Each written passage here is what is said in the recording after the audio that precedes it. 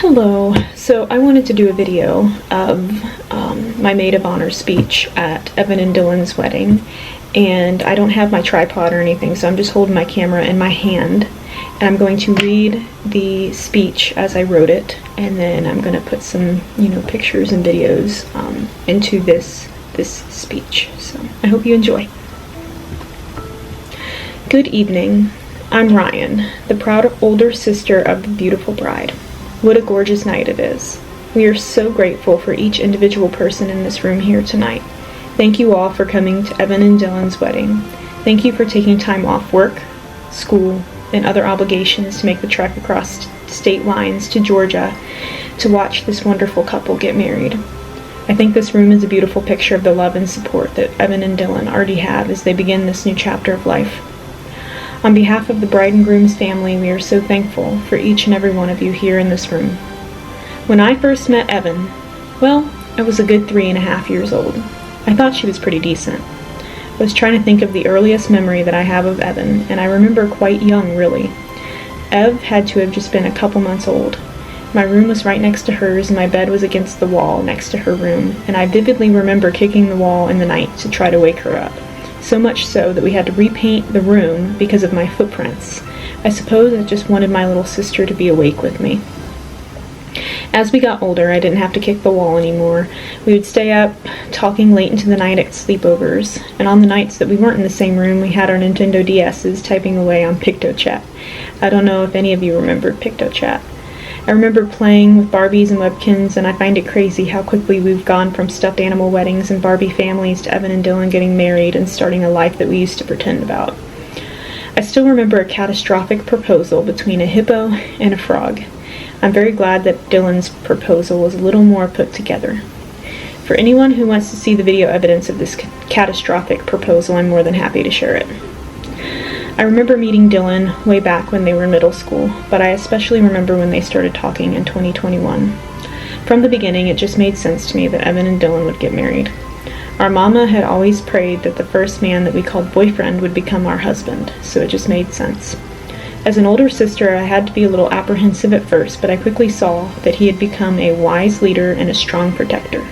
And also, kind of like an Alexa, who always has the right answer. Instead of, "Hey Alexa," it's become, "Hey Dylan," to any question we have. I knew for sure that he was the one for Evynn when I saw the way that he led them both in prayer, opened the car door for her every time they went somewhere, and how well he treated our baby sister.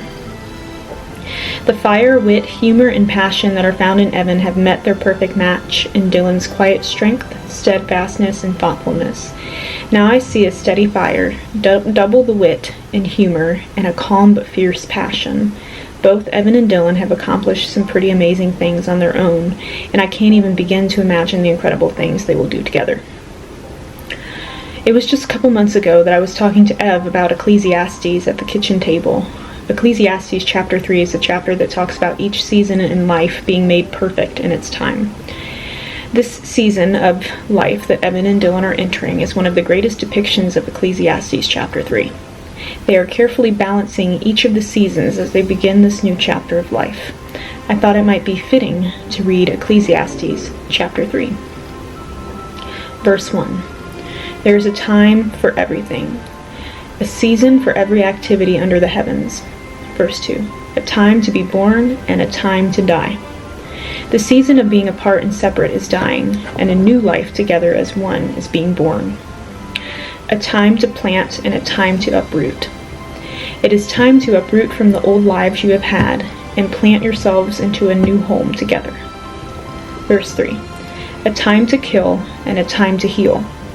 It is time to kill any sense of selfishness and pride, and with the help of Christ and one another, heal in a way that produces grace and forgiveness. A time to tear down and a time to build. It's time to tear down walls of unrest and build a home filled with peace. Verse 4. A time to weep and a time to laugh.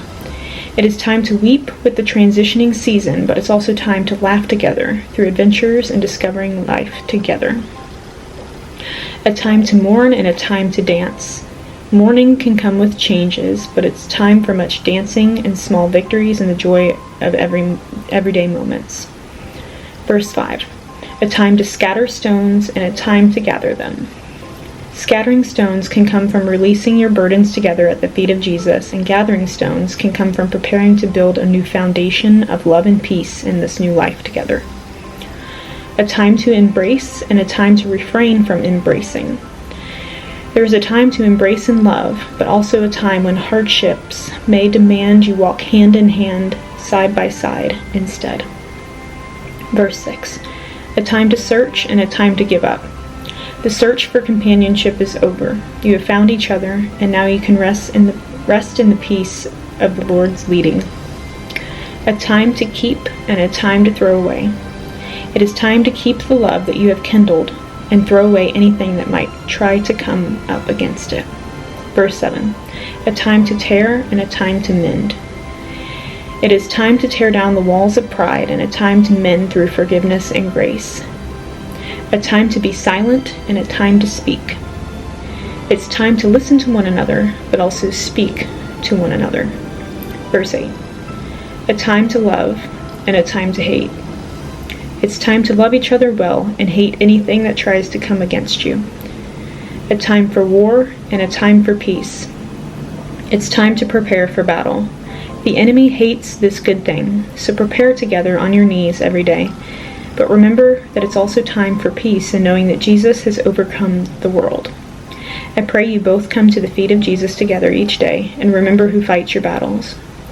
Lastly, Ecclesiastes chapter 3 verse 11 says, "He has made everything beautiful in its time. He has set eternity into the human heart, yet no one can fathom what God has done from beginning to end." Eternity, forever, is set in the heart of all who walk this earth. We yearn for eternity with Jesus. The life that you all will live together is not one that's going to impact just the here and now. You're going to work together to build the eternal kingdom. We will never truly fathom the work that the Lord will do through both of you as a couple. The places you live, the children you have, the jobs you work, the places you travel, it will all be for the kingdom. How special is it that you two get to make an impact on the eternal kingdom together? And each of us in this room have the privilege and honor of getting to watch this happen. Once again, we are so thankful for each and every person in this room and for the love that you have for Evynn and Dylan. We love each of you so dearly. Evynn, Dylan, I pray that every season from this point on is full of love, laughter, joy, dancing, speaking, listening, and peace. I also pray that Jesus always remains the head of your marriage. I love you both, and we cannot wait to see what you accomplish together.